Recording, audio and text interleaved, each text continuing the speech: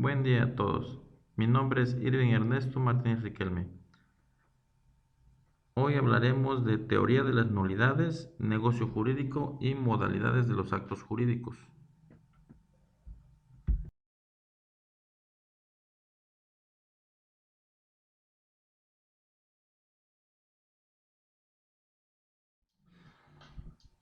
En su obra Teoría de las nulidades del acto administrativo, del maestro José Araujo Juárez, nos refiere a que ésta pertenece a la teoría general del derecho. La teoría de las nulidades es encontrar la mayoría de las disciplinas jurídicas, la cual, señala el autor, debe ser adecuada a la finalidad que se persigue, es decir, a las características y rasgos distintivos de cada especialidad.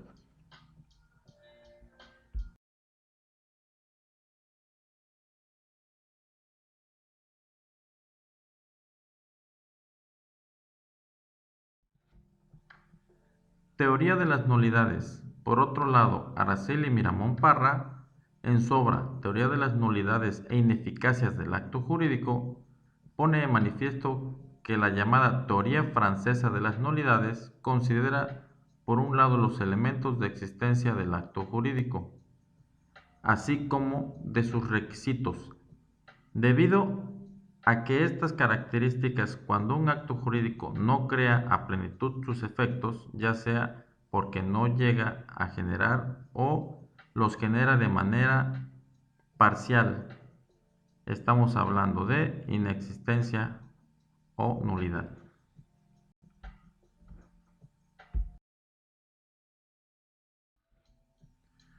Continuando con inexistencia, cuando hablamos de la inexistencia del acto jurídico, es referirnos a aquel acto que carece de alguno de sus actos esenciales, motivo por el cual no existe como tal. En ese sentido, un ejemplo, un contrato celebrado con un menor de edad, sin que éste cuente con el consentimiento de sus padres o tutores, en los casos que la ley autoriza. Estamos hablando que uno de sus actos esenciales es que es un menor de edad, no cumple con la mayoría de edad, que son 18 años, y por lo mismo se cumple con la inexistencia.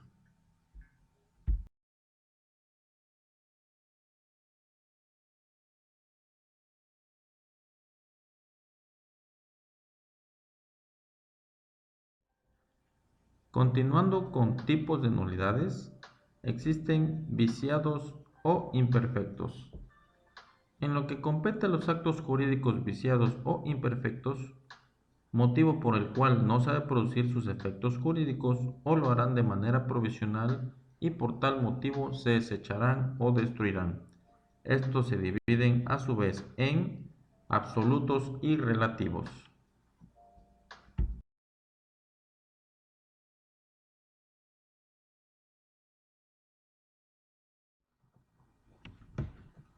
Nulidad absoluta. La nulidad absoluta, por regla general, no impide que el acto produzca provisionalmente sus efectos, los cuales serán destruidos retroactivamente cuando se pronuncie por el juez la nulidad.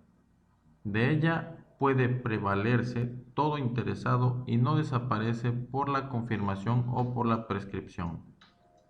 La Suprema Corte de Justicia de la Nación pone de manifiesto que la nulidad absoluta puede sostenerse que son aquellos en que el acto es realizado de manera imperfecta, aunque sus elementos esenciales se presenten completos, ya que el haber sido celebrado sin observar las reglas imperativas establecidas en la ley carecen de perfección, conforme a las normas previstas para garantizar la defensa del interés general o del orden público, y así generar la protección del interés privado. Un ejemplo, la compraventa de un objeto robado, en este caso un vehículo, se podrá observar los elementos esenciales del acto. Sin embargo, uno de ellos, al ser ilícito, obviamente el vehículo robado provoca que no se haya lugar en la compra-venta, habiendo con ello la nulidad del acto jurídico.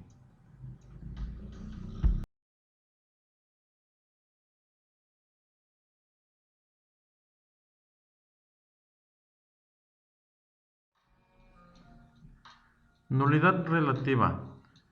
Los puntos distintivos de la nulidad relativa son los inherentes a que siempre permiten que el efecto se produzca, sus efectos provisionalmente. No destruye los efectos del acto. No destruye relativamente los efectos del acto anulado.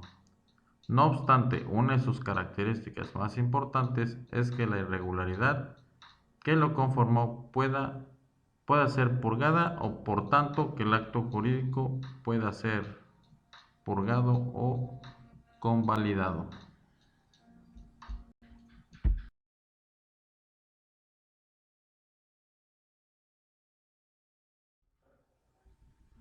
Pudiendo ser purgado y convalidado para, para surtir plenos efectos. Ejemplo, la compraventa de un inmueble realizada por un demente no declarado interdicto al momento de la realización del negocio, o un error al escribir el nombre de un recién nacido en el registro civil.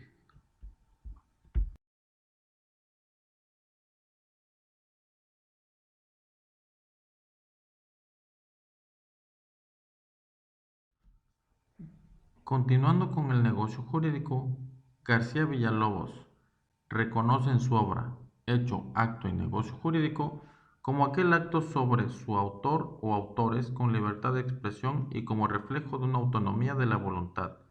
Puede modificar de una u otra forma las consecuencias. Esto al crear un vínculo entre las partes. Como ejemplo, el contrato o el testamento en donde en el último el otorgante tiene toda la facultad y libertad de señalar las condiciones para heredar sus bienes, continuando con ello la relación con sus semejantes.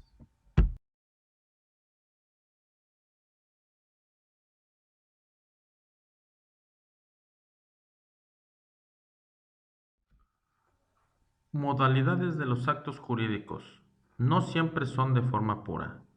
No siempre se presentan de una forma pura o simple. Existen ocasiones de que se hacen acompañar de ciertas circunstancias para que se cumplan sus efectos. Uso de cláusulas innecesarias. La doctrina nos menciona que estos efectos accidentales de los actos jurídicos se ven determinados por diferentes cláusulas que no son jurídicamente necesarias o usadas de forma normal y que sin embargo pueden ser expresadas por la voluntad de las partes, quien en ejercicio de sus facultades determinan e incorporan elementos al negocio y que son a saber así como la condición, término y modo.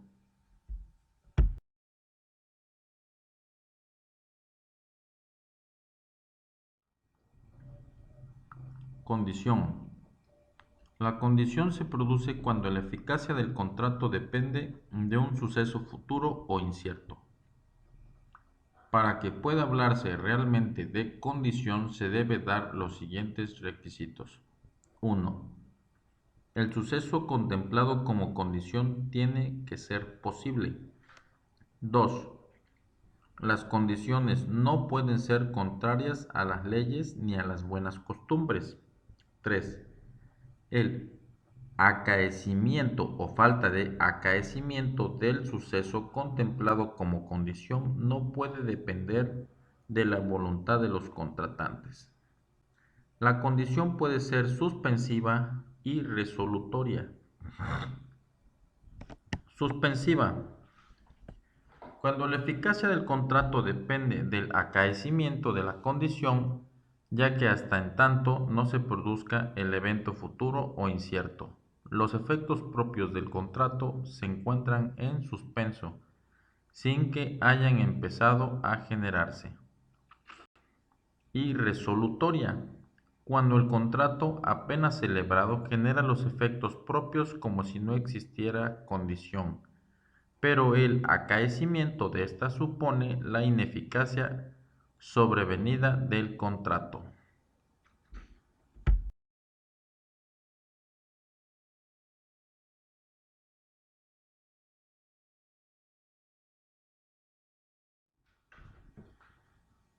Término. El término es un momento en que o bien comienza o terminan los efectos de un contrato, o bien ha de llevarse a cabo un cumplimiento de una obligación determinada. Diferencia con la condición. El acaecimiento del suceso contemplado como condición queda en la incertidumbre.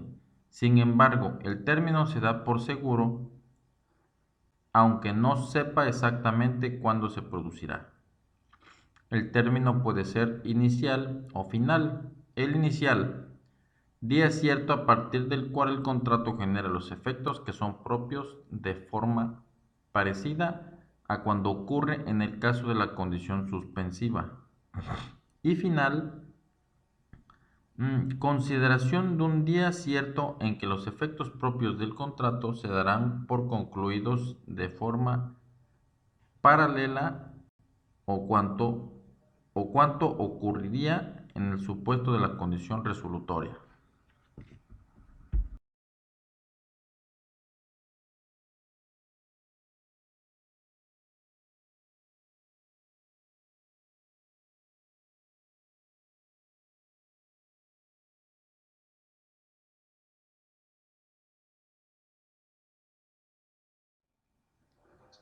Modo.